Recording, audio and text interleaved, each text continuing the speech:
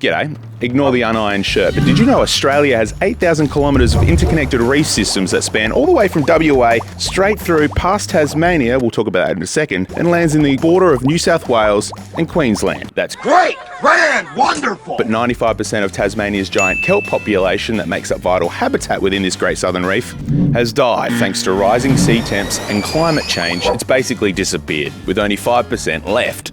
It sucks. So we're down in beautiful Hobart, meeting some local crews doing amazing things to save this invisible forest and learning about how one of the world's biggest companies is using AI to help the kelp. Act loco! Like all good giant kelp tales, this one starts on a boat. Hope you brought your life jacket. This is a life jacket. It is the only one aboard and it is mine. Oh, This boat is packed full of people ready to cruise these epic Tasmanian cliffs and learn about giant kelp. This gulch here was full of kelp in about November, and you can see the few remnants just over the side that are remaining. There's very little of it left. Thanks, Craig. But our main characters today will be Paul Tompkins and Dr. Scott Bennett. They'll be unpacking everything giant kelp. But why is 95% of it dying? Because of climate change. So warming and changing oceanography, we've got less nutrients sort of like in our coastal waters, and also sort of the extension of warm species like our long spine sea urchin down the coast into Tassie. This combination of impacts has sort of just wiped out giant kelp over the past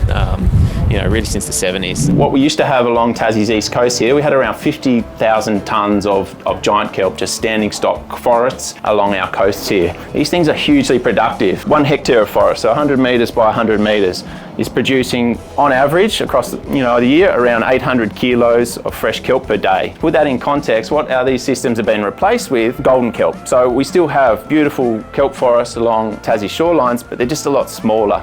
And these things produces around about 50 kilos a day. So that flows right through our ecosystem. So where we used to have really productive fisheries in Tassie, a lot of that's gone downhill. All those benefits, those habitat, biodiversity benefits that kelp provided, are now largely gone. Imagine yourself basically flying through the canopy of a forest. Birds around you, butterflies flying around. It's a similar experience. Giant kelp forests host an incredible abundance and diversity of other creatures, fish, invertebrates. Here in Tasmania, things like abalone and lobsters, certain species of fish really rely on giant kelp forests. We've created a model to look at the suitability of restoration of giant kelp up and down the east coast of Tasmania.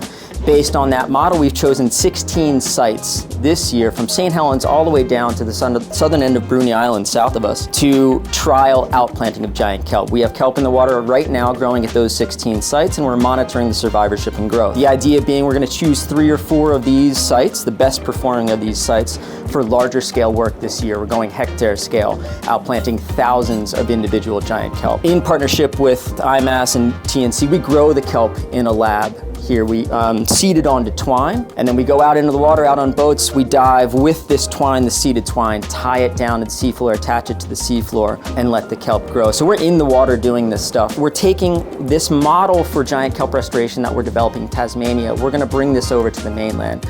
Giant kelp used to be in abundance. There used to be forests off the coast of Victoria, off of South Australia. There's very little left now. So we'll work with our partners here to really push this into larger scales in Tasmania and then take it over the Bass Straits onto the mainland and start working up the project there. Nice one, Paul. We'll check back in with the Californian King of Comfort later when we got snorking. For now, I wanted to pull Dr. Scott aside and ask him all about his Great Southern Reef Foundation. And why do you care about kelp?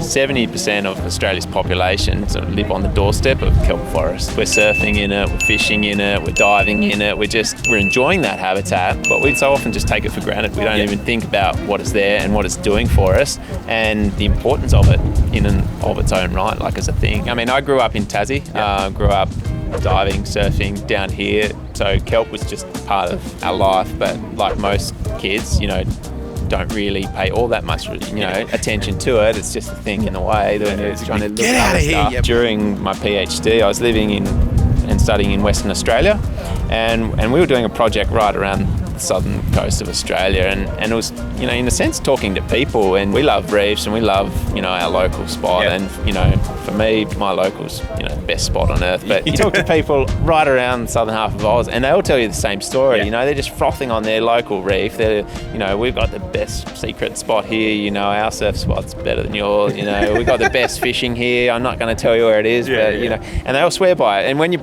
sort of break down into it, or, you know, we're studying these reefs that they're talking about, and you're like, you know, we're all talking about the same thing. Like, they're the same species that we're catching, that we're celebrating. It's the same sort of rock formations that are causing these waves we're breaking on. You know, we're literally talking about the same thing across the country. That's important. Like, we don't recognise that historically. We're always really proud of our local, but it doesn't sort of span beyond those borders, and we sort of no one ever connected to the dots. There is no recognition. There is no sort of protection for the Great Southern Reef. Maybe if we celebrate it and think of it as an entity, you know, it just changes the lens, the focus on that. Foundation's focus is really on kind of that awareness piece and the education piece, and just that, the celebration of things. But we're in partnership with scientists across Australia, and so part of what's called the Great Southern Reef Research Partnership, 30 scientists and managers across Australia, where we're doing the science that the GSR needs effectively, like surveying the biodiversity that's out there, trying to understand how the reef works. And part of that is the reef restoration. Kind of nutted out what works best, what sort of conditions we need to regrow this stuff. And now we're in the process of scaling that up across Tassie's coast. Well, speaking about scaling and growing the foundation and the awareness, you're working with a little company, Google? How did that conversation even start? Like, that's a pretty big player. No, we're really grateful for the partnership with Google. Obviously, being Google, you know, they hold a lot of weight and they have a lot of capacity to sort of, you know, really help with the mission of GSR Foundation, which is to, you know, bring kelp forests, our temperate reefs, to the public, to the world. I mean, the other important element of the Google collaboration is really for, you know, the on-ground restoration stuff as well. You know, that provides a really terrific opportunity, and applying Google tech, AI capability to restoration can really elevate the overall movement in Australia and Tassie in particular. All right, let's talk about what Google is actually doing in the kelp space, and where does AI come into it? It's threefold. We've touched on number one, awareness, which greatly helps local legend Dr. Scott and the GSRF to get his beloved Great Southern Reef in front of the eyes of the masses. Number two, with the 5% of giant kelp that has survived rising sea temps, researchers are using Google AI products to analyse and identify specific genetic patterns that make some kelp resistant to heat. Then they can grow more of these kelp varieties. And number three, the big one. Before the kelp forest can be protected, we need to know exactly where the remaining giant kelp canopies are located across all of this. Manually identifying and tracking canopies is a giant pain in the ass. So researchers are using Google's Earth Engine and Google Cloud's Vertex AI to locate and analyze the remaining kelp forests for the very first time at a speed and scale otherwise not humanly possible, allowing researchers to create an efficient, reliable,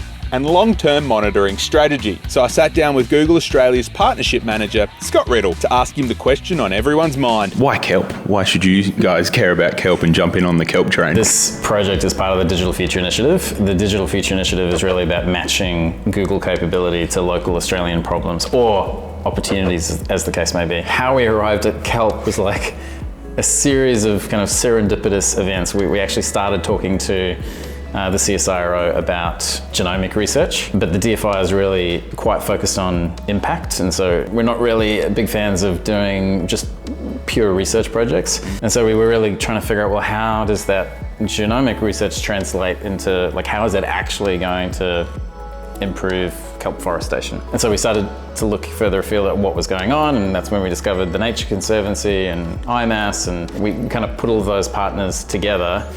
And when you put them together, it becomes a really exciting project in terms of the impact connection. As far as Google's involvement is concerned, though, because we have these three parts, the awareness component, the geospatial AI, and the genomics AI, there are specific milestones in each of those work streams. So in the case of geospatial, for example, we'll know that we've had some success if we've got a viable baseline map in the hands of scientists in the conservation community that they trust and that they use. That for us is kind of real impact that will happen before the ultimate goal, but is a key step in getting you towards the ultimate goal. Enough talking about it. It's time to head down to Eaglehawk Dive Centre, chuck on a wetsuit, and see some of the giant kelp myself. What can we expect to see today? On the way out, as we come around the south end of Pirates Coves here, we'll see some absolutely spectacular sea cliffs. As we move south, we'll head past a fur seal colony. Yep. We might be able to see some fur seals in the water there. We'll head further south towards an area called Cape Hoy. So just before Cape Hoy, we're going to make a right-hand turn and pull into Fortescue Bay. Yeah. Fortescue Bay is the site where the University of Tasmania has really been working to restore giant kelp. It is a relatively warm time of year, and given the seasonality of growth of kelp, it may have died back a bit, but we should still be able to see some giant kelp plants, some of which may be up to 2 years old. And maybe up close to the surface. So we may be able to see giant kelp that's over 10 meters tall today. We'll see how it goes. Fingers crossed. But yeah, fingers crossed. We typically are planting down around 10 meters depth. So the giant kelp that we've planted more recently may not be much more than a meter tall, but if you can hold your breath and get down there, you'll be able to see the younger kelp. I thank you for giving me the courage to go down that, because I don't know if I'm getting down under a meter. I think you'll make it. Loaded full of false confidence, I boarded the boat. Also, a huge shout out to Diver Cat for providing a bunch of the following footage, because she was scuba. I was only snorking. So here where we are now used to be absolutely flooded with giant kelp. You couldn't even drive a boat in because the propellers would be lopped through a whole heap of giant kelp. Now, not the case. So a bunch of crews that we've been chatting to have now turned this into a restoration site, trying to make it back to its former glory. Let's go have a dive. No, a snork and see what's going on. Wait a minute, that wasn't me. This is me. Jesus Christ, that's Jason Bourne.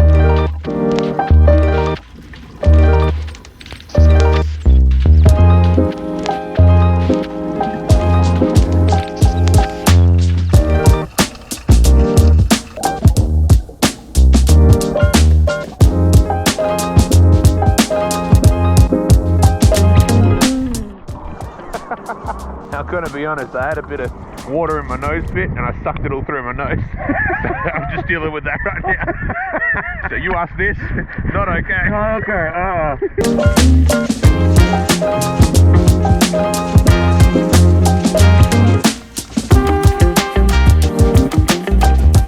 Where's your feed through? Give me the... Look underneath. Yeah, gotcha. I see a little mouse down there. Yeah.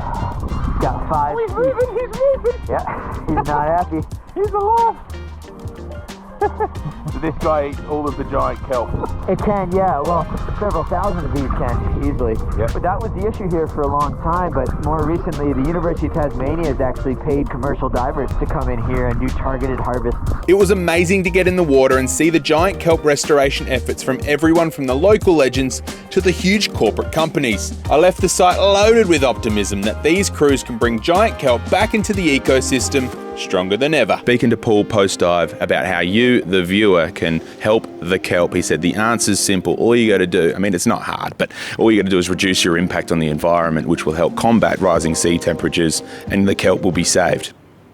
Pretty straightforward, I think. If you know another local legend doing cool shit to protect the natural world, comment their name down below, and I'll get in touch. Love ya.